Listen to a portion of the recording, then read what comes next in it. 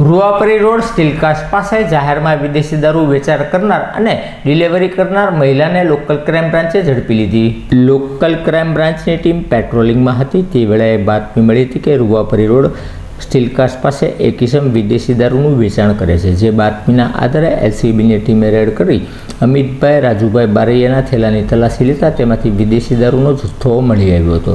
જે અંગેની પૂછપરછ કરતા આ વિદેશી દારૂ નિમિષાબેન ઉર્ફે નિમી ગોપાલભાઈ હિંમતભાઈ રાઠોડે આપ્યું હોવાનું જણાવતા એલસીબીની ટીમે બંને વ્યક્તિઓને ઝડપી લઈ ધોરણસરની કાર્યવાહી હાથ ધરી હતી।